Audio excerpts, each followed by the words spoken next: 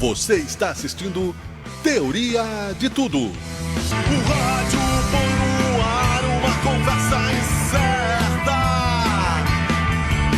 Eu leio pelos muros uma coisa concreta. Do outro lado da rua. Olá, olá, olá, bom dia, boa tarde, boa noite, em fim de ano, não é? Quase já no mês de dezembro, mas ainda em novembro, é dia 6 de novembro, mas já quase em dezembro, né? Porque a tua agenda deve estar tão lotada quanto a minha e quanto a de todos, mas a gente não perde a chance de conversar com amigos, de abrir espaços, de avançar no Teoria de Tudo em Busca da Razão Perdida, edição de número 643, no ar um pouquinho antes hoje, porque a pauta é longa, nós vamos falar de cultura, nós vamos falar praticamente só de cultura hoje, né? Vamos falar da Feira do Livro de Porto Alegre, livro novo, amigos de volta ao programa, vamos falar do Festival de Cinema Italiano aqui em Caxias do Sul, vamos falar do Instituto Quindim, que tem uma programação aí, mas você já está sabendo que o Quindim está com problemas lá, né, de localização. E também nós mantivemos a pauta de uma programação que eles têm até o final de novembro. Enfim, é o Teoria de Tudo que está no ar, em busca da razão perdida, pensando bem, dá para ser feliz, 9h50 do dia 6 de novembro. A manchete é que o Donald Trump é eleito presidente dos Estados Unidos, não é? Agora ele vai contestar a eleição, vai dizer que não valeu, né? Agora ele disse que não valeu a outra. Vitória de Trump marca o retorno do republicano Casa Branca após 4 anos, quando ele foi derrotado por Biden.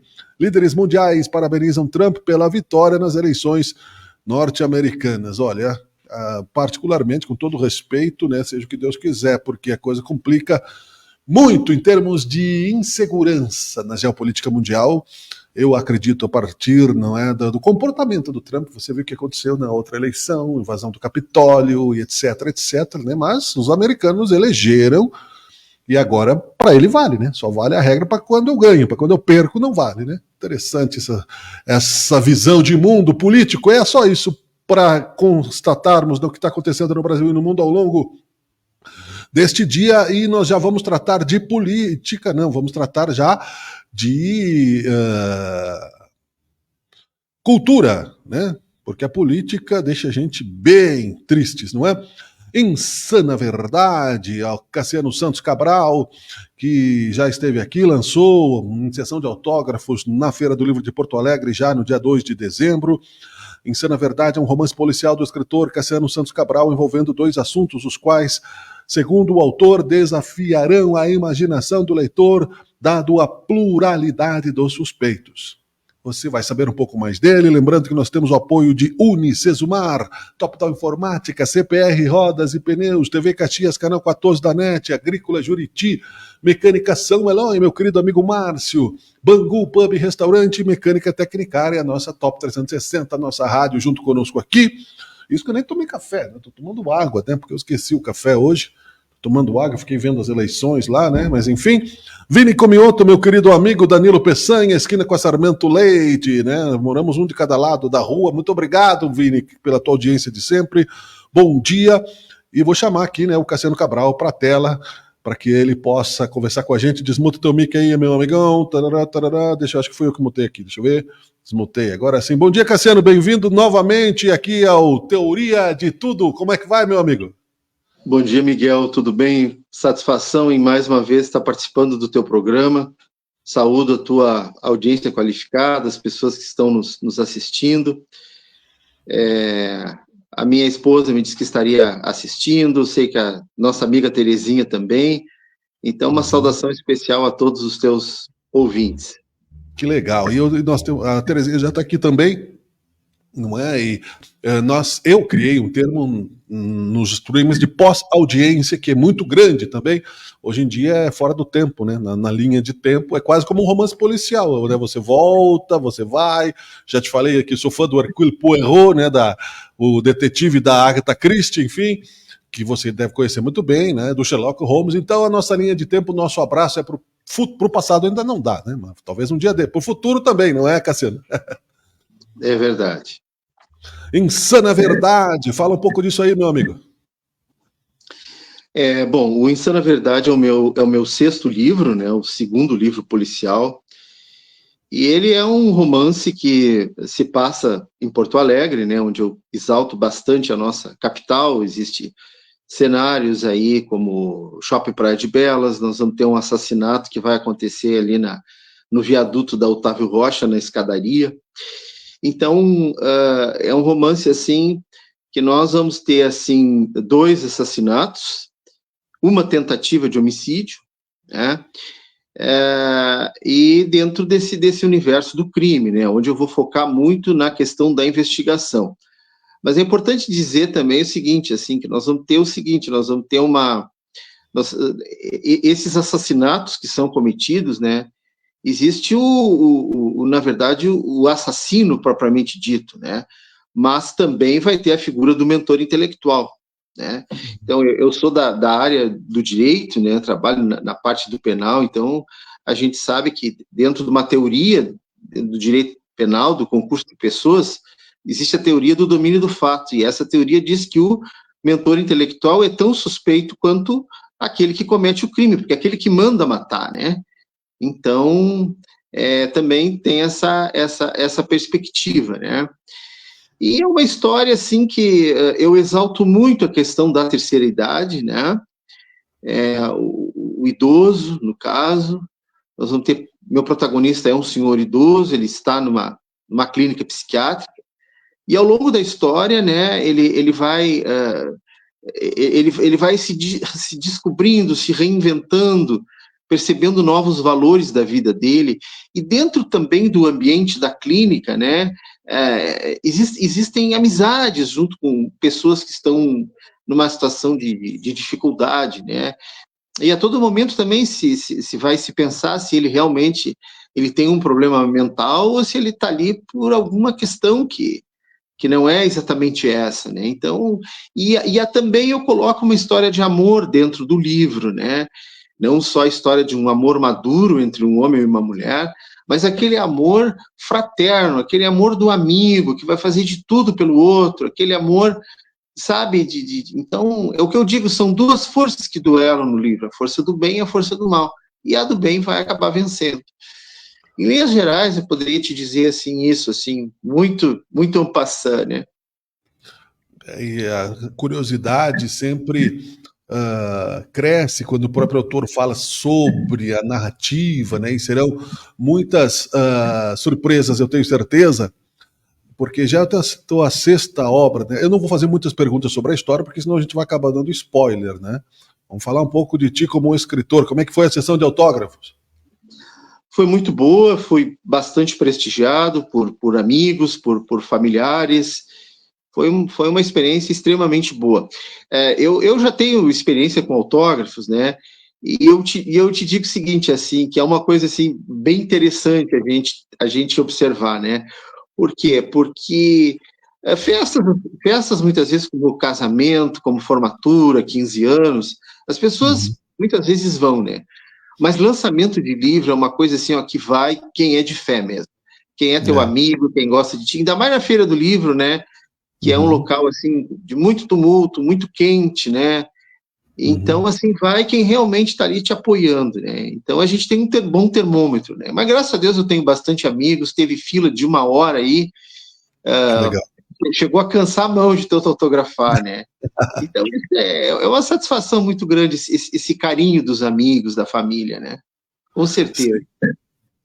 E claro, tu já tendo aí, né, um histórico de várias obras, sendo que há nisso uma experiência, mas há eu vou repetir a pergunta que eu fiz para outros autores que participaram da Feira do Livro, um que a mais, né, não de mistério, né, porque foi o que aconteceu com Porto Alegre, foi um crime, eu diria, né, mas ok, não está tudo na mão do homem. Como foi participar da feira nesse momento de ressurgimento depois da tragédia, né, das chuvas, Cabral? Olha, é um momento assim muito importante, porque é um momento, eu acho que de renascimento, né? Renascimento da Feira do Livro, para os autores também. E a gente tem que pensar o seguinte também, né? Eu, além de ser romancista policial, eu milito em outros gêneros, né, literários, né? Eu sou poeta, eu sou cronista. E a Praça da Alfândega é a praça por excelência do nosso Mário Quintana, né? Que é o maior poeta gaúcho. Então, quer dizer, tem todo um simbolismo nisso tudo, né? E a gente fica, assim, muito, muito feliz, né, de poder estar junto com outros autores, poder estar dividindo esse momento, né? E eu acho que tem muito sentido, até porque a história se passa em Porto Alegre, né? Então, ela está inserida dentro do nosso meio. Ainda que não tenha uma passagem, assim, da feira do livro, no livro em si, mas é um livro que se passa em Porto Alegre, né? Então, assim, eu acho que é um momento de alegria para todos, né? Também já tive a oportunidade ontem, eu participei de duas entrevistas na rádio, né? Na rádio da URGS, na Rádio Pampa. Então, quer dizer, existe todo um interesse também, né, do público em geral, saber o que o escritor pensa, o que existe na história, né? E romance policial é uma coisa que desperta bastante atenção. Então, estou sendo muito bem acolhido, né, pela feira, pelos amigos. Isso é uma coisa muito positiva, né, na vida da gente, com certeza. Verdade. A Terezinha me lembra aqui, nós já falamos em outros programas, mas vamos citar, porque a nossa audiência ela se amplia, né, e se renova. Tu és um autor premiado, né, com uma premiação internacional. Conta um pouquinho dessa história aí, por gentileza.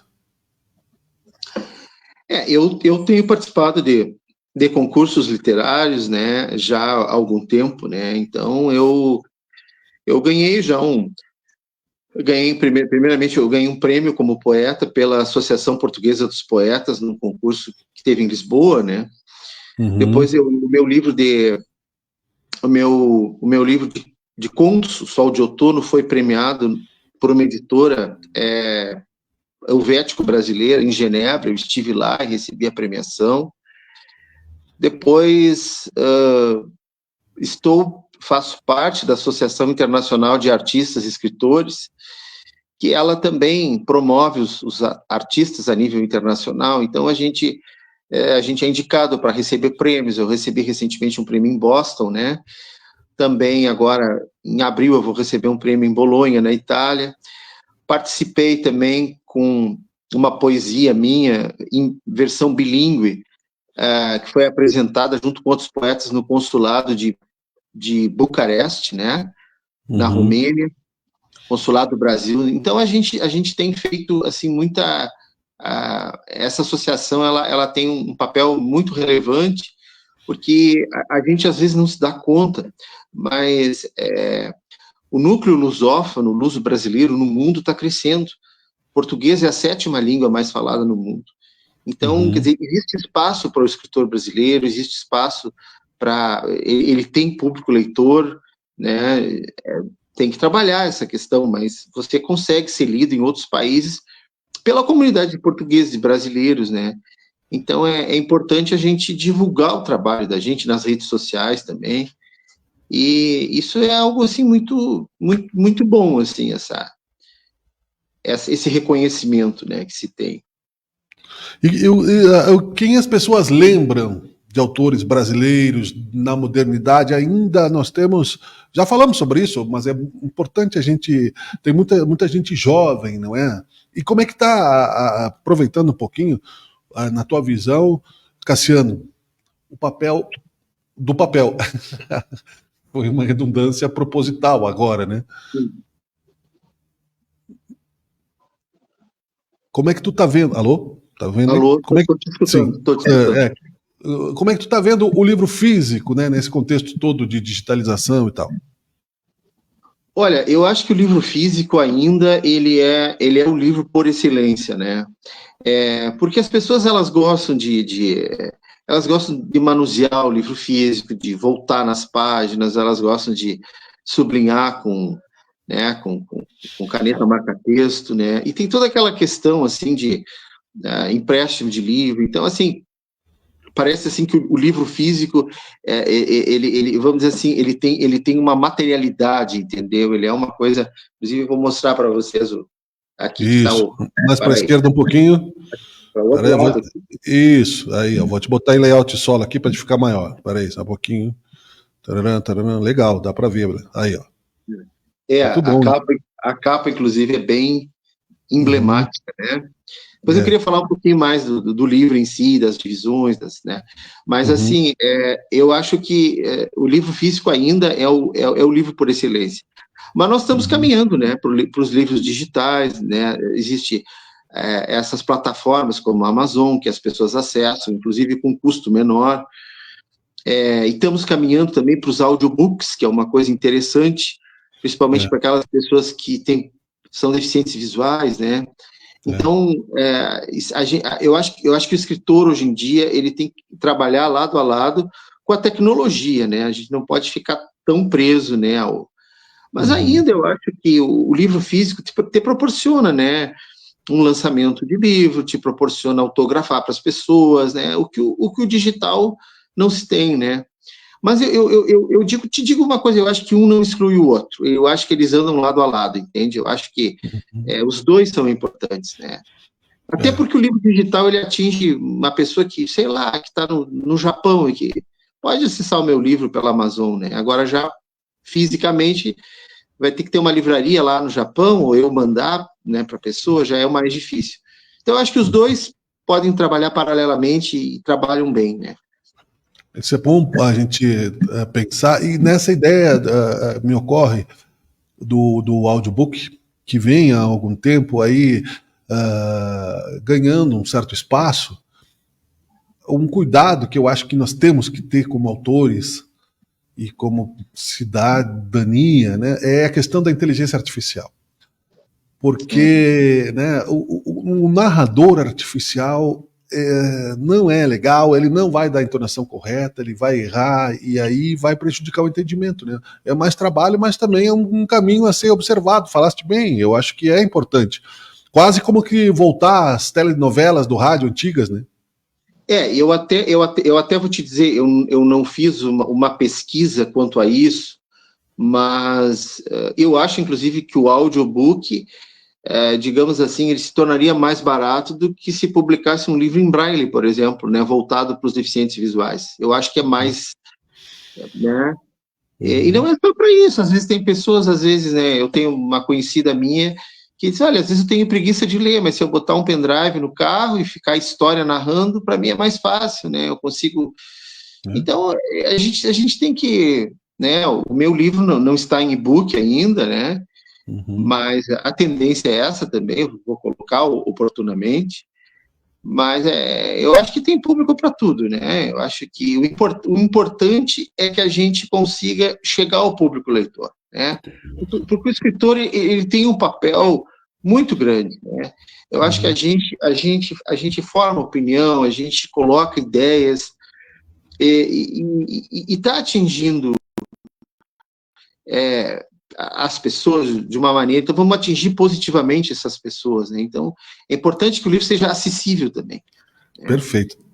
Está aqui ó, a Sandra Secone Cabral, dando os parabéns, que legal, muito obrigado pela audiência. Um grande beijo para ela, minha grande incentivadora e inspiradora diária. Né? Que legal, perfeito. Terezinha... eu sempre conto uma passagem, né? Até não sei se eu já falei para ti, quando outra vez da Sombra da Passarela, que eu estava de madrugada, né, aqui escrevendo, e ela chegou para mim e disse, tu não vai dormir? Olha, já são 2h da manhã. E eu sou muito noturno, eu trabalho muito bem de madrugada, sem barulho, entendeu? Onde as ideias fluem mais. E eu disse para ela, agora eu não posso, eu estou matando um personagem que eu tenho que concluir o assassinato. Não dá, a gente não tem como abortar a ideia agora, né? Depois eu vou dormir. Então, melhor não interromper nesse momento. A ideia, sabe, aqueles starts assim, quando dá, a gente tem que aproveitar, né? Quem trabalha com isso e sabe quanto é importante registrar, sim, para tudo, não é? Na propaganda, na música, tem que, porque se você não anotar, a ideia vai sumir, quando ela voltar não vai ser o mesmo insight, pode crer, né? É verdade. A Terezinha está citando, pedindo para te dar um pequeno spoiler, mas infelizmente, Terezinha, nós já demos esse spoiler no começo da entrevista ali, e eu acho que você estava me mandando o release que eu tinha te pedido, então depois você vai voltar ali, porque se eu avançar um pouquinho mais, eu vou acabar dando um spoiler comprometedor. Eu sei como é que é, porque a Posso, galera lá em casa me persegue nesse sentido. Spoiler posso, não é. posso? Hã? Tu me dá um minuto? Temos ainda um Claro, minutinho? Tá. temos sim, fica à vontade. Então eu vou dar um spoiler aí, é, da contracapa que foi escrita pela minha prefaciadora lá na Suíça. Uhum. Diz o seguinte, assim, ó: um parque de diversões, um cirurgião plástico, um jornalista aposentado, um perfume inebriante, um amigo que faz o papel de detetive policial, uma criança entorpecida pelo medo, uma mãe autoritária, uma bondosa enfermeira, um pastor evangélico devoto. O que eles têm em comum? Um romance policial que nos aprisiona numa história entre famílias, onde 2 assassinatos são perpetrados e uma tentativa de homicídio é evitada in extremis. Um homem internado numa clínica psiquiátrica, um amor de juventude, o ambiente familiar corrompido e torturado pela sede de vingança e de dinheiro, a sede de poder e o recurso intimidatório. A amizade poderá prevalecer e vencer a insana verdade, pregada e defendida por um homem contra tudo e contra todos? Eleonora renunciará aos esforços que lhe permitiram chegar até ali? O amor poderá apagar os erros do passado? O autor envolve-nos num turbilhão de emoções e faz-nos balançar como uma canoa em alto mar num oceano de dúvidas. Um novo romance policial de Cassiano Gilberto Santos Cabral que nos deixa sem fôlego e nos surpreende a cada virar de página, a ser lido absolutamente. Isso é a Ana Mendes, minha prefaciadora. Que legal, parabéns. Então, estamos aqui, né, conversando com este autor aí, gaúcho, porto-alegrense, do mundo já, que deixa aí suas pegadas literárias. Onde é que o pessoal encontra aí você na rede social para saber mais sobre tua obra, teus livros, por gentileza, Cassiano? Podem acessar o meu Instagram, Cassiano Santos Cabral Escritor, né, onde tem informações do livro, também de outros livros da minha trajetória literária.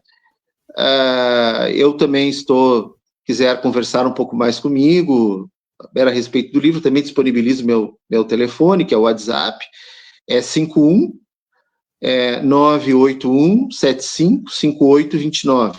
Né? É bom a gente ter também esse contato direto com o leitor ou com possíveis leitores aí. Então, e ainda estou para distribuir em livrarias, em outros setores aí, mas ainda não tive tempo, porque o lançamento foi dia 2, então estou me organizando quanto a isso. Mas pode seguir a minha página, Cassiano Santos Cabral Escritor, no Instagram. Muito obrigado mais uma vez. Sempre é bom conversar contigo, sempre é bom trocar uma ideia aí sobre entretenimento, cultura e esse exercício, né, que é a arte, o exercício espiritual, eu diria, né, que é o que a gente coloca para dentro da cultura, da mente, do coração, e que não há quem tire, né? Nem mesmo a insana verdade, porque aí ela se torna, né, diferente. Muito obrigado, meu amigo. Bom dia, parabéns aí, sucesso. Eu que agradeço. Muito obrigado pela tua audiência e pela atenção. Muito obrigado. Valeu. Tchau, tchau. Tchau. Estamos apresentando Teoria de Tudo, manhã de quarta-feira, dia 6 de novembro de 2024. Está quente, né? Um calor úmido, 22 graus, ontem deu uma pancada de chuva de verão. Não está tão quente até, mas está úmido aqui na Serra Gaúcha. Nós vamos a um rápido intervalo e nós voltamos em seguida com Teoria de Tudo. Fique aí conosco, um instante só. Vamos ao intervalo para a nossa querida amiga aqui, condutor, Mari Tondello, né? Deve cumprir a... Começo. Você quer ser condutor ou deve cumprir a reciclagem e está com dificuldade na aprovação na prova teórica do Detran? Entre em contato conosco. Nosso método de ensino é eficaz, ajudando você na aprovação. WhatsApp 54991845215 ou nas redes mari.tondello. Mari Tondello, uma nova visão de trânsito. Importa para a Unicesumar gente e educação. Ou melhor, gente sendo transformada pela educação. Gente que estuda aqui e gente que trabalha aqui. É por eles que nós nos superamos sempre, para ser referência em ensino e promover oportunidades de mudança. Quem muda uma vida, muda uma realidade. E assim, a gente muda o mundo. E como tudo isso começou? Com o professor Wilson Matos, lá em 1990, em Maringá, no Paraná. Na época, com apenas 2 cursos, 180 estudantes e a vontade enorme de fazer a educação acontecer. De lá para cá, nós crescemos muito. E a partir de 2022, com a Vitro Educação, temos início a uma nova fase, tornando o ensino ainda mais acessível a todos. Hoje, estamos em várias cidades do Brasil, tanto nos campi do ensino presencial, quanto nos polos de apoio aos estudantes da educação à distância. No ensino presencial, oferecemos cursos de graduação, pós-graduação, além de mestrado e doutorado, e programas de bolsas de estudos para atletas. Nossos campi contam com infraestrutura completa e ambientes vibrantes que inspiram criatividade, como laboratórios, estúdios de rádio e TV e clínicas escola, com atendimento à comunidade. Em uma área de 380 hectares, está instalada nossa Fazenda Escola, onde desenvolvemos projetos de ensino, pesquisa e extensão, nos centros de biotecnologia e de atendimento à fauna silvestre e no Hospital de Equinos, um dos maiores do sul do país. O curso de Medicina da Unicesumar é um dos melhores do Brasil, onde os alunos vivenciam a prática da profissão desde o primeiro ano. No laboratório de simulações clínicas, os estudantes contam com manequins altamente tecnológicos que simulam diversas condições de saúde. Além disso, a Unicesumar tem convênio com instituições renomadas e oferece residência médica em diversas especialidades.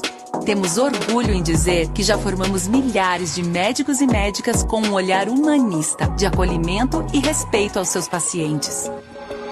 E esse mesmo orgulho em formar tantos profissionais no ensino presencial nos impulsionou a realizar sonhos também por meio da educação à distância.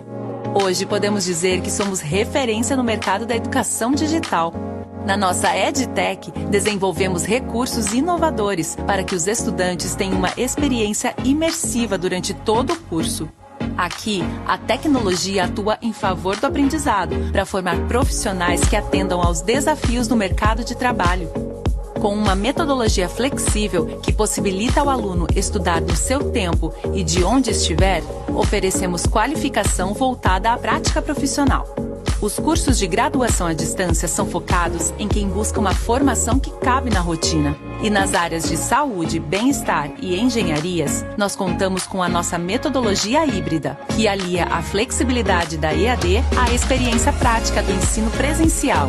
Na educação continuada, nós priorizamos o desenvolvimento constante de quem passa por aqui, proporcionando novos conhecimentos a quem deseja começar ou mudar de carreira, ou manter-se atualizado para um mundo em constante mudança. Para quem tem pressa em conquistar o primeiro emprego, cursos técnicos e profissionalizantes. E para quem busca se especializar e dar um salto profissional, temos a pós-graduação à distância. Na Unicesumar, a inovação está em tudo, inclusive nos programas de capacitação dos nossos professores. Aqui promovemos a formação contínua do corpo docente para o desenvolvimento das habilidades que vão apoiá-los em toda a trajetória profissional, por meio da criatividade e da tecnologia. Uma coisa é fato, professores bem preparados fazem toda a diferença no sucesso dos seus alunos. E quando esses alunos colocam em prática tudo o que aprenderam, eles se tornam nosso legado para o mundo. Porque aqui a gente forma muito mais do que profissionais. Nós formamos pessoas. Unicesumar, educação que muda realidades.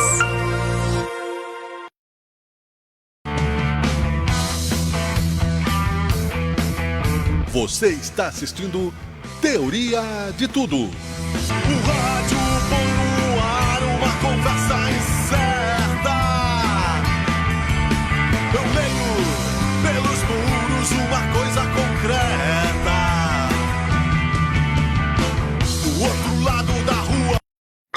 Muito bem, estamos no ar para o Teoria de Tudo, com apoio de Unicesumar, a melhor EAD do Brasil, TV Caxias, Canal 14 da NET, CPR Rodas e Pneus, Top Down Informática E nossos queridos amigos da Mecânica São Eloy, Bangu Pub Restaurante, Mecânica, Tecnicar, Agrícola Juriti e a nossa rádio top360.net.br. É o Teoria de Tudo que está no ar. Vamos falar aí de cultura, vamos falar do Festival de Cinema Italiano que está sendo preparado em Caxias do Sul. O lançamento oficial ocorre no dia 7 de novembro no GNC Cinemas do Shopping Village. Caxias do Sul, que está inserida na programação nacional do Festival de Cinema Italiano desde 2022, e nesta terceira edição o lançamento foi pensado para criar a atmosfera adequada à sétima arte.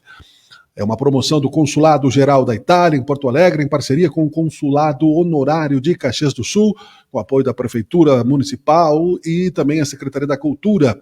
No Brasil, é a 19ª edição. E para falar sobre isso, não é? A importância, como será, quais serão os filmes e desta ligação, desta saudade genética, não é? E impregnada no nosso DNA, está na linha conosco o empresário Gelson Castellan, ele que é cônsul honorário da Itália em Caxias do Sul. Vou chamar ele para a tela aqui para a gente conversar. Tudo bem, Gelson? Bom dia.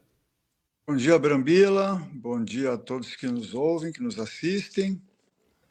Prazer participar do seu programa aqui. Vamos esclarecer, vamos informar aos ouvintes o que está ocorrendo aí com o Festival de Cinema Italiano, que tem sua estreia amanhã no GNC, no Shopping Village. A partir das 18 horas estaremos recebendo os nossos convidados para um coquetel e depois a apresentação do filme Romeo e Giulietta, que marca a estreia do festival esse ano. Legal. Vamos, antes de nós falarmos do festival, Castellan, primeiro quero dizer, é um prazer tê-lo aqui no Teoria de Tudo, né? Pena que não deu para ser presencial, mas não vai faltar oportunidade, eu tenho certeza. Conta, por gentileza, um pouquinho da história desse consulado, né? A importância de se fazer esse intercâmbio, de se manter aí, né, essa ligação diante da imigração italiana que se espalhou pelo mundo, mas no Brasil tem uma força muito grande, muito vigorosa. Por favor. Bem, o nosso consulado honorário abriu oficialmente em maio de 2021, dia 11 de maio. Nós fomos convidados para sermos o cônsul honorário em 2019, mas depois, com a ocorrência da pandemia, as dificuldades de convivência, então nós esperamos o momento adequado para abrirmos o nosso escritório, que está junto à sede da Câmara de Indústria e Comércio em Caxias do Sul. E aí nós temos duas pessoas que trabalham comigo, que são a Karen e o Luiz, que fazem toda a parte operacional, informações, serviços consulares. Nós somos um braço do Consulado Geral do Rio Grande do Sul, que está em Porto Alegre, sob o comando do Valério Caruso, que é o cônsul geral para o Rio Grande do Sul. E nós temos no Rio Grande do Sul também outros honorários, né? Nós temos operações honorárias em Passo Fundo, em Erechim, em Santa Maria, em Bento Gonçalves e Rio Grande.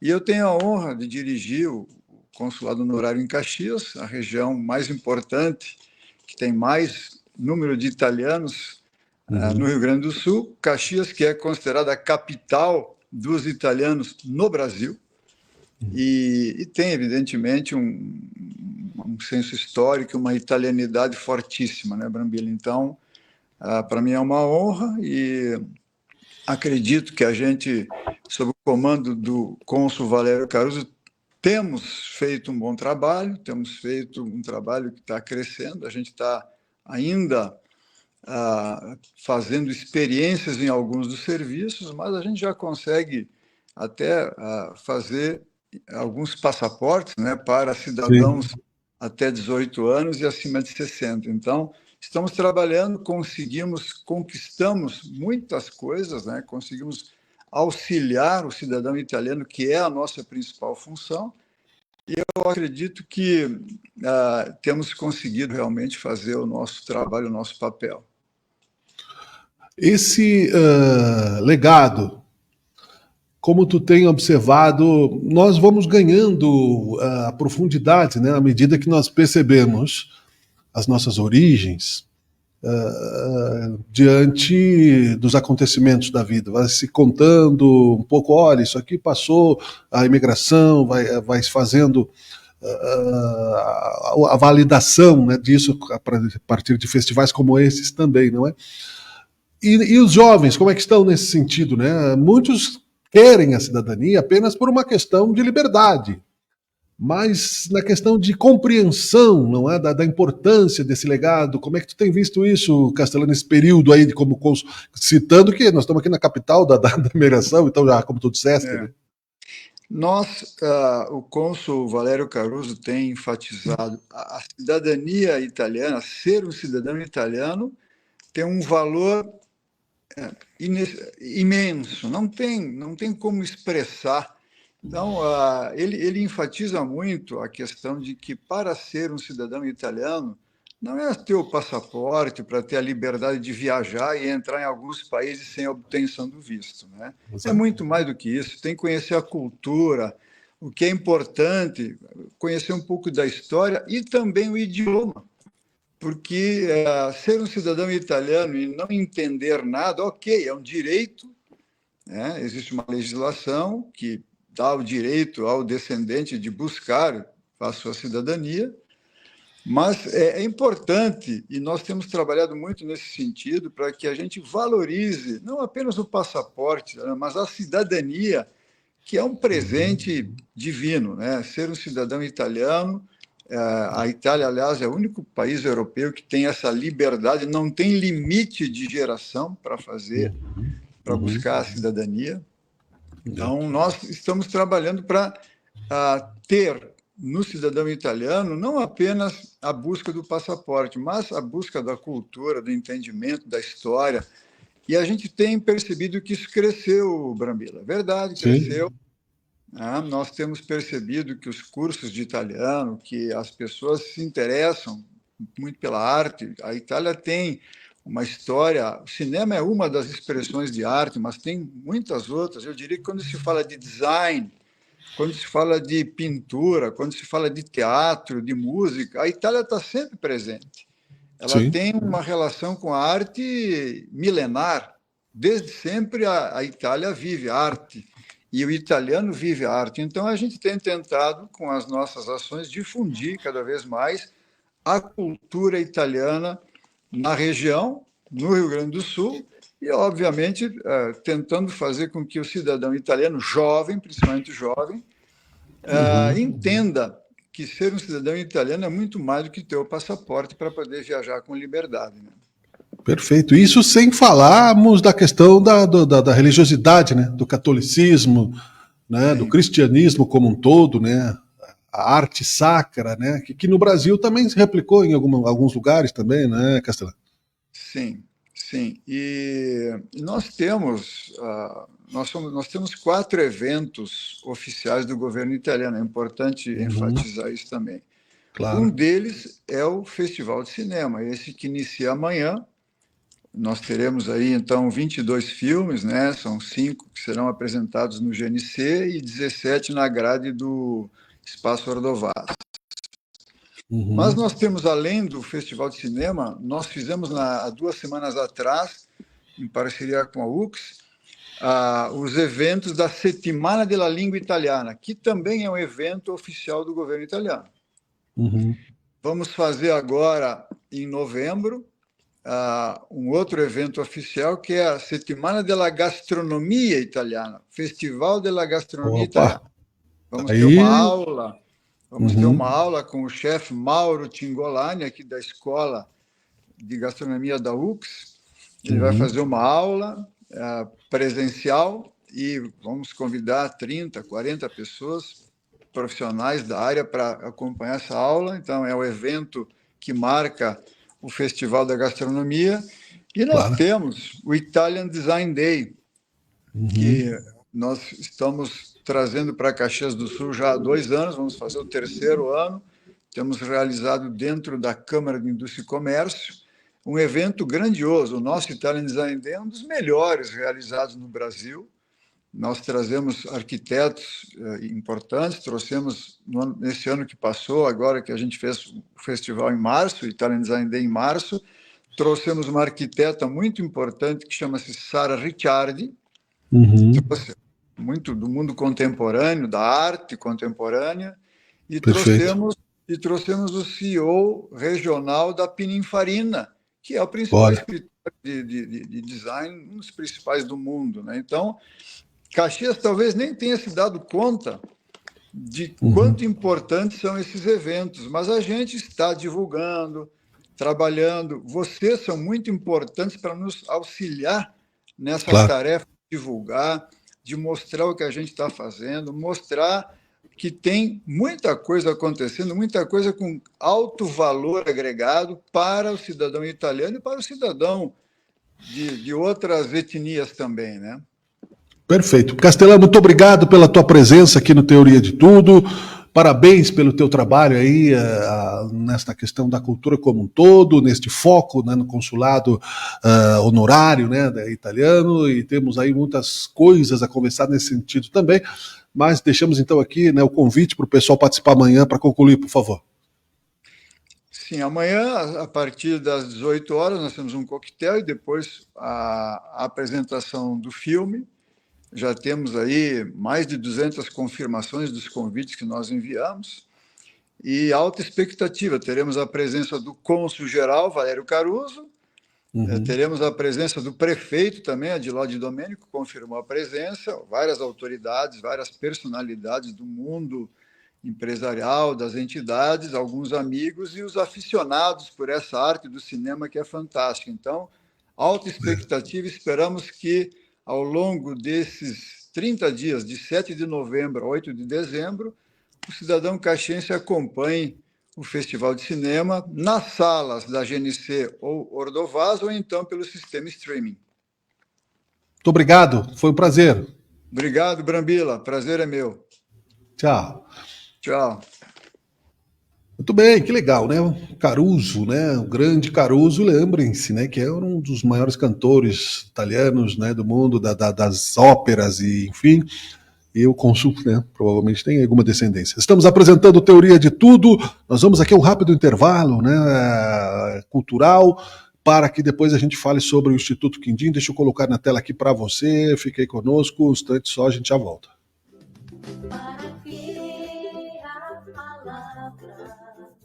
A palavra do Senhor. Fonte de luz, com a irmã Albina Bósio. E frutifique o amor.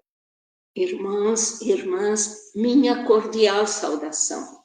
O programa Fonte de Luz, com a força da palavra deste fim de semana, foca a sua luz sobre a importância de estarmos desapegados dos bens, dos vícios e buscar sabedoria, com sabedoria, a verdadeira riqueza.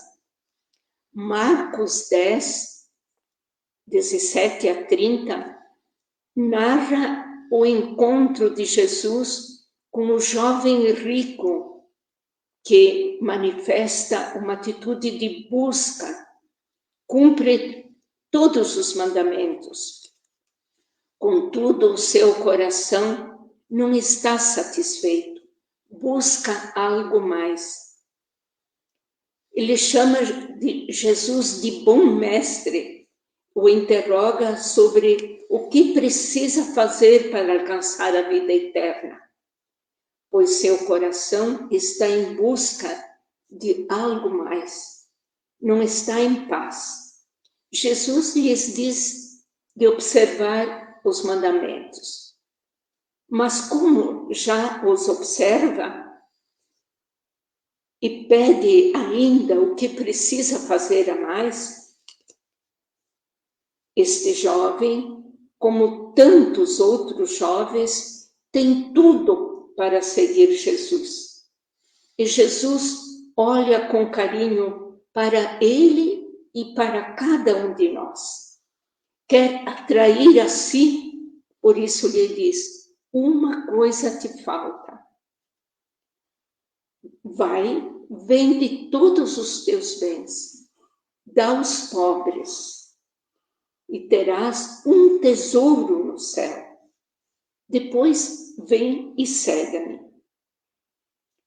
O jovem, porém, resistiu e não conseguiu abrir o coração.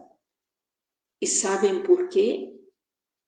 Porque estava apegado aos bens. Onde está o teu tesouro, aí está o teu coração. O apego bloqueia o coração, deixa a inquietude, tira a paz, e todo o nosso ser fica direcionado para aquele bem. Os apegos podem ser muitos: dinheiro, álcool, droga, riqueza, e outros mais. O jovem, não querendo dar um salto e sair do seu apego, perdeu uma oportunidade única de ser feliz, seguindo o chamado de Jesus. Retirou-se triste, ficando com os seus bens, mas também com sua tristeza. Este evangelho nos faz perceber o que podem fazer os apegos em nossa vida. Eles nos atam, nos deixam presos, nos tiram a liberdade de escolha. Querido ouvinte, o evangelho de hoje é um forte chamado, sobretudo aos jovens e a todos os que estão buscando onde e como gastar a própria vida com sentido. Que nenhum apego bloqueie o desejo profundo que está em cada um de nós.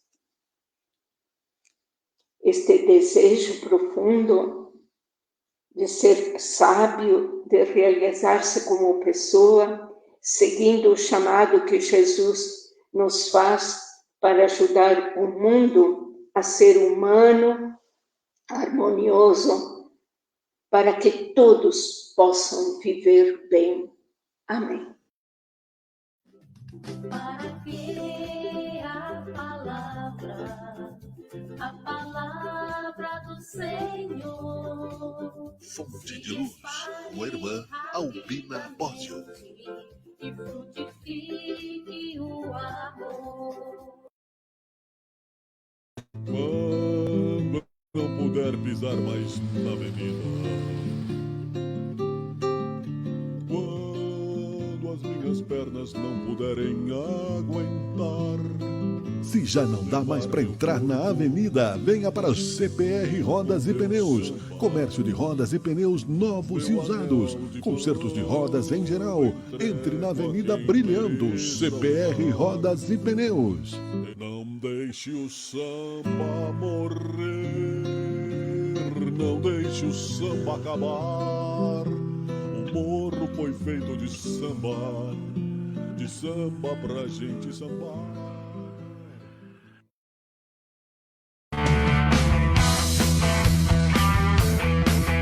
Você está assistindo Teoria de Tudo. O rádio põe no ar uma conversa incerta. Eu leio pelos muros uma coisa concreta. Do outro lado da rua. Muito bem, estamos de volta com Teoria de Tudo nesta manhã, que agora já está um pouco mais nublada. Ontem deu aquela chuvarada no fim da tarde, até foi bom, né? Para quem foi para casa, para quem não se molhou, chuva de verão, quase verão, né? Não é verão ainda. 22 graus é a temperatura, dia 6 de novembro de 2024, 10 horas 37 minutos.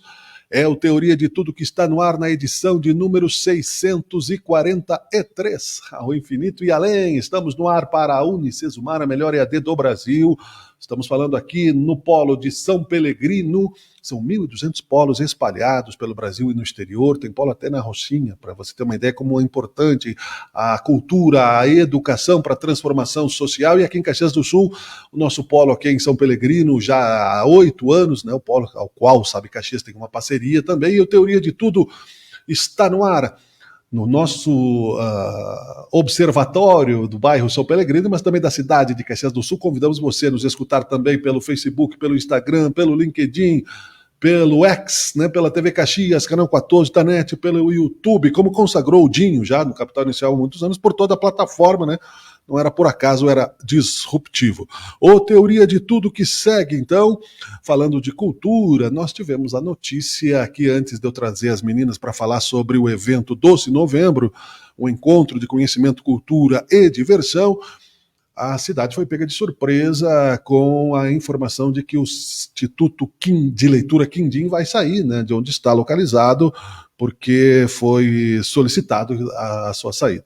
Vou falar aqui só como informação sem opinião. Então, até o dia 30 de novembro, isso vai ser resolvido junto com a prefeitura, com outras, né, parcerias e apoios que possam surgir aí, o Volney Canônica e outras lideranças do Instituto de Leitura Quindim. Mas alguns eventos já estavam agendados e essa entrevista, inclusive, já estava agendada para falar, e se mantém, portanto, o evento sobre o Doce Novembro, que é um encontro de conhecimento, cultura e diversão, vai falar sobre o diabetes mellitus tipo 1 e outros assuntos, né, do grupo que as meninas vão falar aqui. Deixa eu trazer o nome delas direitinho, né, para que a gente possa... Eu botei aqui na outra pauta do WhatsApp aqui, deixa eu achar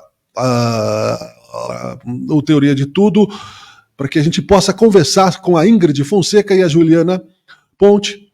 Elas são integrantes administrativas do grupo Gotas de Vida. Deixa eu trazer elas para a tela aqui, bem tranquilamente, botar elas aqui e vou levantar o volume delas aqui. Primeiro, não é? Aqui da nossa querida amiga que está também trazendo a Juliana, não é? Bom dia, Juliana, tudo bem? Bom dia, tudo bem. Legal, seja bem-vinda aqui ao Teoria de Tudo. Ingrid, tudo bem? Bom dia. Tudo bem, bom dia. Então, uma pena, né? Primeiro, não é, Juliana? Eu vou começar pela Juliana, tá? Para ela falar e vocês também falem, né? Sobre essa questão da mudança. A gente vai deixar aí os nossos votos de solidariedade, que dê tudo certo o mais rápido possível. Chega mais perto do Mickey, por favor. Vamos falar desse evento e vamos falar do Gotas, né, de Vida, por favor. Bom dia a todos que nos escutam. Então, novembro, né, é o mês mundial da conscientização do diabetes mellitus tipo 1. E por esse motivo, esse ano a gente está realizando a nossa segunda edição do Doce Novembro. É um encontro, né, onde a gente reúne diversos profissionais da área da saúde e também nós vamos ter palestrantes trazendo a sua história de vida, né, em relação ao diabetes tipo 1. Ele vai ocorrer, então, agora, sábado, dia 9 de novembro, no Instituto de Leitura Quindim, que fica localizado no Pátio Eberle. Diante, né, de toda dessas notícias que saíram do Quindim, né, é importante a gente frisar e reforçar que o evento ele vai ocorrer sim, sábado, né. A princípio será o último evento, né, feito no Instituto de Leitura Quindim, mas neste local, né? Neste local, isso. Mas o nosso, então, se mantém de pé e eu quero estender o convite a todos, né, para estarem participando junto conosco. Uhum. Vamos reforçar isso também na sequência do nosso bate-papo. Vamos falar um pouco do grupo, né? Chega mais perto do Mickey aí, por favor, conta um pouco dessa história aí. O que é o grupo Gotas de Vida, por gentileza? Então, bom dia a todos. O grupo Gotas de Vida, inclusive nós estamos utilizando a nossa camiseta. Legal. Ele é um grupo de pais e familiares e também integrantes com diabetes mellitus do tipo 1. Nós nos reunimos a partir da necessidade de nós estarmos perto uns dos outros para que possamos nos auxiliar, né?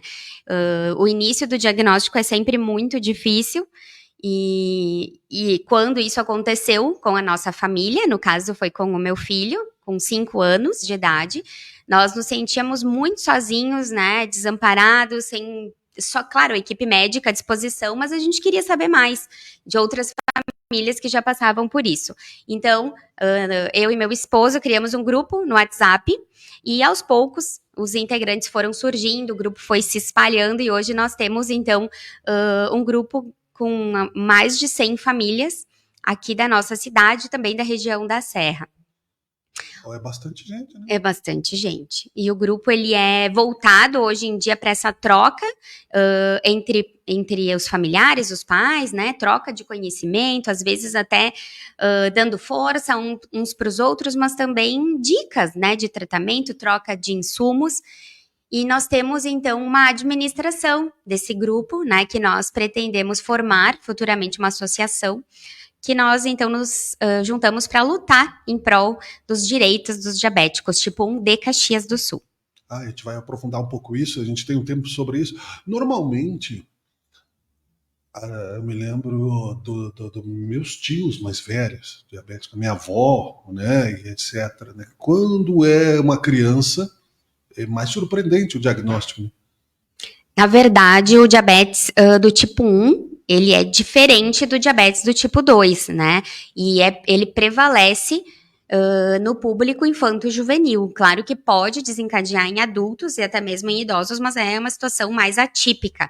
Ele não é decorrente da alimentação, né, da má alimentação, como é o diabetes do tipo 2, que é mais comum, então, no público adulto e idoso. Realmente é bem mais complicado, porque a gente já entra num estágio de tratamento com insulina. Eles se tornam, para a vida toda, de um dia para o outro, insulino dependentes para a vida toda. É autoimune, não tem cura por enquanto. E, bom, vocês fiquem à vontade para comentar também, não é? A pauta que é o tabu do diabetes é o doce, né? Assim como o álcool é pro alcoólatra, não é? E a droga pro toxicômano, doce em novembro, não é? Porque já se avançou muito. Como é que é essa ideia do evento? O evento, então, né, ele surgiu mesmo nessa ideia, como a Ingrid falou, de estar trazendo para o público aqui de Caxias do Sul mais informação, até mesmo para desmistificar um pouco tudo isso, esses tabus, né, e esses mitos que envolvem o diabetes.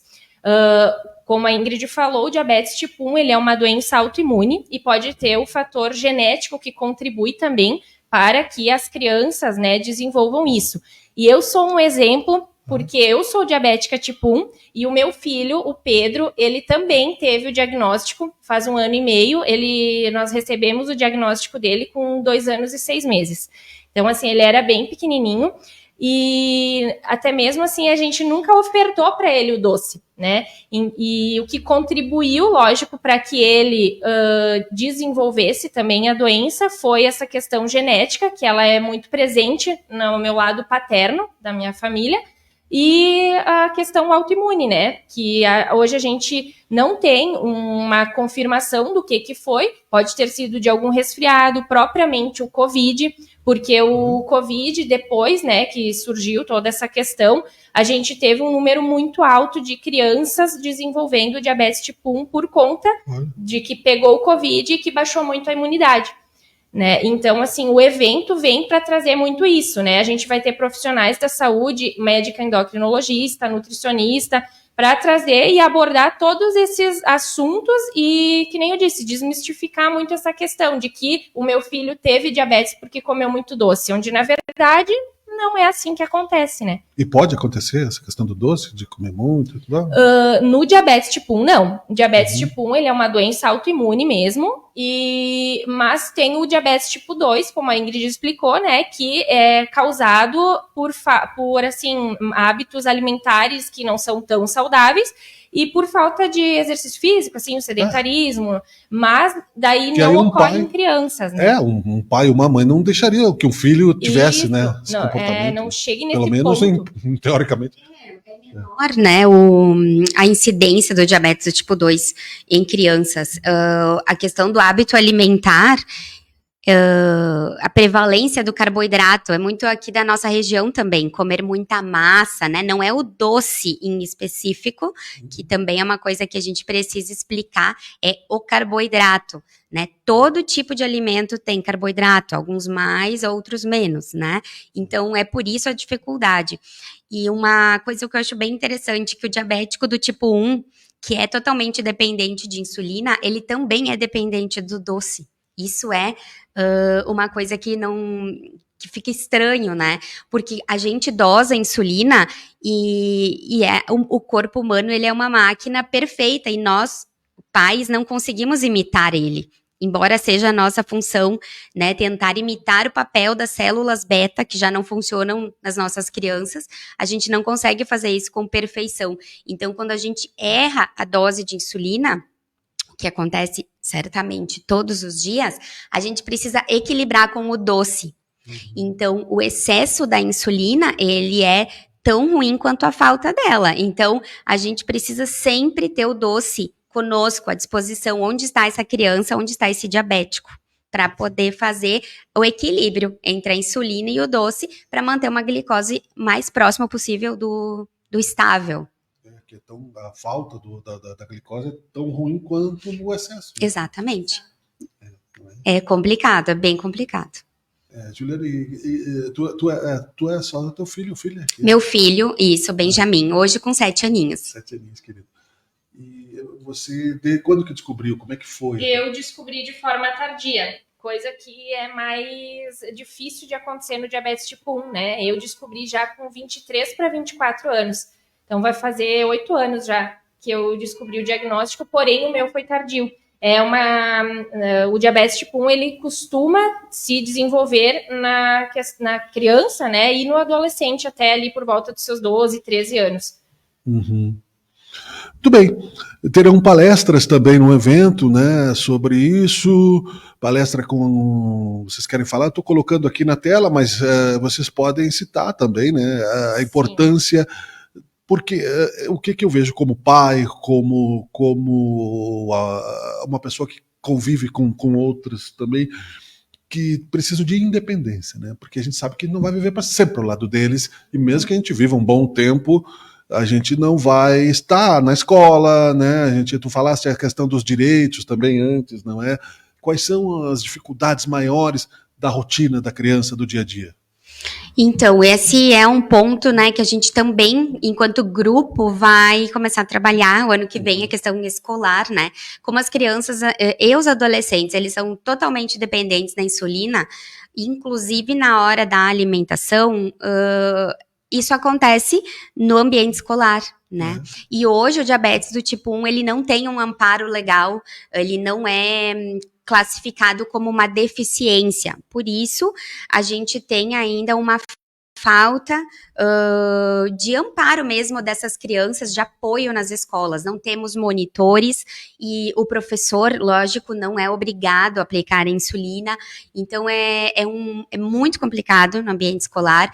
Parte dos pais, essa iniciativa de levar o conhecimento e buscar por ajuda, né? E aí fica complicado justamente depender de ajuda, né? Tem um projeto de lei em andamento, já está bem avançado, tramitando no Senado Federal, para tornar o diabetes do tipo 1 uma das doenças classificadas para fins legais como deficiência. E isso vai nos trazer uma série de direitos que hoje a gente não tem. Mas, enquanto isso, a gente vai, então, levando informação, inclusive para as escolas, que é o nosso próximo projeto, para que entendam que é uma questão de saúde, né? A criança, ela precisa monitorar a glicemia, né? Usar o celular também como uma ferramenta, porque a gente tem uma tecnologia disponível hoje, que é para refinar o tratamento do diabetes, né, que é o Libre, é um sensor aplicado no braço, que recentemente o nosso grupo conseguiu uma verba parlamentar para fornecer para Caxias, porque é um insumo que não está no SUS, né, e tem alto custo. Então, as nossas crianças estão recebendo o Libre, mas é uma tecnologia, como eu disse, precisa do uso do celular. Então, muitas vezes, no ambiente escolar é proibido o uso do celular. Então, a gente vai precisar levar para a escola, para a direção, coordenação, enfim, da área da educação, essa necessidade, né? Assim como o resto, todo o resto, alimentação saudável e aplicação de insulina. Eu percebo que na escola as diretoras não podem dar nenhum tipo de remédio, porque elas não são, né, autorizadas a isso. E como se resolveria essa matemática? De repente, uma unidade móvel para atender tantas pessoas? Não seria possível ter um pronto-socorro voltada para isso, né? Tem, por exemplo, consultório de rua que atende a pessoas de rua. Eu não sei qual é o debate, como é que está o debate sobre isso? Atualmente, as mães deixam de trabalhar e ficam como monitoras dos filhos, né? Então, precisa aplicar insulina, a mãe vai na escola. Isso é claro que é totalmente inviável, até porque a mãe precisa, hoje em dia, estar no mercado de trabalho. O diabetes é uma doença de alto custo também. Então, ao mesmo tempo que tu ganha um custo maior para sustentar, tu perde uma fonte de renda, que é a mãe, né? Muitas vezes. Então, o debate é, assim, a questão de ter um monitor com uma capacitação na área da enfermagem, né, que é um profissional adequado para fazer a aplicação da insulina e, se for o caso, socorrer a criança numa situação de hipo ou hiperglicemia, né. De todo modo, essa tecnologia, ela permite o controle por parte dos pais de qualquer lugar onde eles estejam. Então, havendo um diálogo com a escola, eu acho que é ainda mais importante, né, a escola conversa com o pai, com a mãe, o responsável pelo tratamento, e facilita para que chegue na criança aquela informação. O meu filho, por exemplo, ele se aplica ele mesmo a insulina. Então, essa questão da autonomia também acaba sendo um aliado. A partir de que idade, né? Ele já começa assim com 7 anos, tem teu filho, já consegue uma autonomia boa, né? E precisa. Então, o celular serviria para, se eu entendi, né? Para monitoramento e para autorização explícita, né? Por uma questão jurídica, né? Dos pais, isso. Porque a criança pode ter alguma... Porque o comando é dos pais, né? O pai e a mãe que tá, ou responsável pelo tratamento, diz ali para a professora, por exemplo, ele vai comer tantos carboidratos agora, ele tá autorizado a fazer tantas unidades de insulina, e ele, no meu caso, o meu filho mesmo se aplica, mas a escola está sabendo, é parceira. Então, está lendo aquela mensagem e fiscalizando a dose que o meu filho está colocando na caneta de insulina. Mas, como eu disse, vou reforçar, hoje em dia a gente depende de uma escola parceira, né? E eu tenho essa sorte, né? Tenho todo esse aparato e a gente quer que isso chegue para todo mundo. Exato, que bom, parabéns. E a questão psicológica, Juliana, fala um pouco sobre isso, como é que é? Claro que tu já não era criança quando descobriu, mas mesmo assim, né, vamos falar sobre a tua pessoa, depois da questão da infantil. Sim, essa questão psicológica também é uma que a gente percebe, assim, dentro do nosso grupo, que quando as pessoas abrem o diagnóstico, né, junto com todas as informações que o diabetes ele traz, né, tem também essa questão emocional.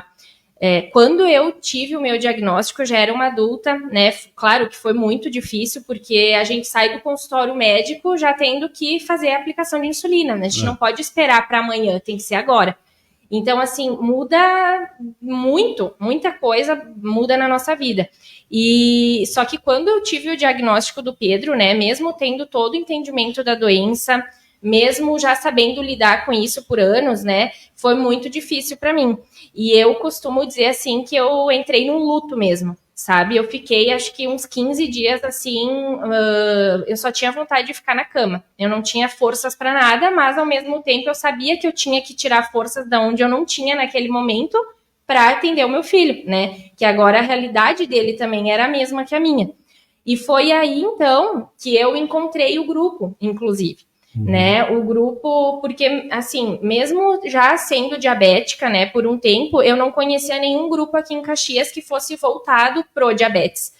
E aí um dia na consulta pediátrica com o meu filho, a pediatra dele me falou, né, que tinha uma integrante do grupo que fazia parte, enfim, e me passou o contato dela. Entrei no grupo e foi ali onde eu digo que foi o meu divisor de águas. Tanto para mim, né, porque eu passei a me cuidar muito melhor depois, né, do diagnóstico do Pedro e depois que eu conheci o grupo. Porque eu mergulhei de cabeça mesmo e foi ali onde eu encontrei, talvez, assim, o amparo que eu precisava, né, porque é diferente, às vezes, tu conversar com quem não vive a mesma realidade que tu, né, e ali onde eu encontrei pessoas que sabiam do que eu estava passando, né, do meu sofrimento, das minhas dúvidas, das minhas angústias. Então o grupo ele me fortaleceu muito e eu tenho muito orgulho de fazer parte do Gotas de Vida hoje, justamente por isso, sabe, eles foram a força que eu precisava naquele momento em que para mim, assim, foi o pior da minha vida. O Sim. diagnóstico do meu filho foi um baque muito grande para mim e para minha família. Claro, acredito. E para ele, como é que é? Assim, no caso, é Pedro, né? Tu falaste? O Pedro. Ele tem o teu exemplo, então para ele Sim. praticamente vai ser normal. Exatamente. Eu costumo dizer assim que ele, mesmo sendo tão pequeno, ele vai fazer 4 anos agora, final desse mês. Mas desde sempre, assim, ele foi muito inteligente e eu vejo que é exatamente isso. Eu sou o maior exemplo para ele. Porque hoje que ele já sabe se virar um pouco mais, assim, tem muitas coisas que ele quer até me imitar. É até engraçado, sabe? Eu vou fazer a minha insulina, ele diz, mãe, hoje eu faço em ti. E aí, lógico, eu controlo ali as unidades e ele que faz a aplicação em mim. Eu deixo ele fazer isso até por uma questão de ele ver que ele pode, né? E para ele também ter uma autonomia no futuro. Ainda ele é muito pequeno para fazer sozinho, né? Não tem nenhum conhecimento dos números para decidir a questão das doses, mas eu tento trazer ele sempre para essa realidade e me usando como um exemplo para ele mesmo. Perfeito. E é Benjamin? Benjamin. E aí, como é que foi para... Porque no caso é ele só. Na nossa casa é só ele, nós não temos histórico nenhum familiar, né? Então foi uma surpresa muito grande, foi uma dor muito grande, vivenciamos o luto também, eu principalmente. Eu acredito que eu tenha sido no início a pessoa mais afetada por tudo isso, nem mesmo o Benjamin, ele tinha 5 aninhos, não estava entendendo muito bem, né? A questão é que o medo da agulha, né? Ele, apesar de ser pequenininho, já não era aquela criança que aceita tudo, né, no seu corpo. Afinal, era uma agulha, ele sabia que a agulha dói, né? Então, foi um grande desafio, né? E o que a gente utilizou como ferramenta foi, primeiramente, eu me fortificar, né? A partir do momento que eu vi, que ele viu que eu estava capacitada para cuidar dele, que eu estava firme, que eu parei de sentir pena dele, foi onde ele também se tornou forte, né? Aí eu chorava muito, cada aplicação, né? Eu chorava, isso acontece várias vezes ao dia, as aplicações, então era um desafio, né? Todas as vezes, e eu enfraquecia ele com essa postura, né? Claro. E depois disso a gente criou força enquanto família, e principalmente eu e ele, porque estamos o tempo todo juntos, né, exceto a parte da escola, e ele foi aceitando, e também juntos nós vamos aprendendo, né, sobre o diabetes. Então, tudo que a gente sabe, de uma forma acessível, foi transmitida para ele. Então, ele foi entendendo o que está acontecendo no corpo dele e o porquê da necessidade. Né? Então, agora que ele já tem o conhecimento dos números, por exemplo, ele faz as continhas junto com nós, família, para saber quanto tem de carboidrato, o alimento, né? Ele sabe distinguir os alimentos que dá para aquele momento ou que não dá, né? Legal. Claro que nem tudo são flores, nós temos dias bem ruins, principalmente não é restrição, mas é pela diminuição do alimento, né? Não podemos comer massas à vontade, não podemos ir numa festa de aniversário e comer como todos os outros. É isso que eu queria te perguntar, da alimentação, para te concluir, né? Fica de olho no teu parquímetro também. Sim. Porque vocês deram uma judiada nas crianças, né? Doce Novembro no Instituto Quindim. Isso, verdade. Né? Mas o doce, ele faz parte. É para normalizar, para não chegar num evento, numa festa. Só que eles têm que saber. Na verdade, a terminologia ali doce é porque a gente diz que as nossas crianças são doces, eles têm excesso de açúcar no sangue, que legal. Né? Eles são doces, nossos docinhos, mas eles vão nas festinhas, participam normal de toda a vida de uma criança, da infância, porém com muito mais cautela e equilíbrio, né? Não vai numa festinha comer liberado como todo mundo vai.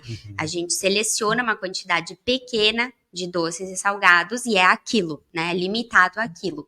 Então, a gente aplica uma insulina e entra aí a questão de disciplina, né? Que a gente exige deles desde muito cedo, porém é uma questão, no caso deles, de saúde. Esse é o lado bom, né? Porque essa disciplina vai servir para outras coisas também. Né? Exatamente, exatamente. Não é isso, Juliana? Com certeza.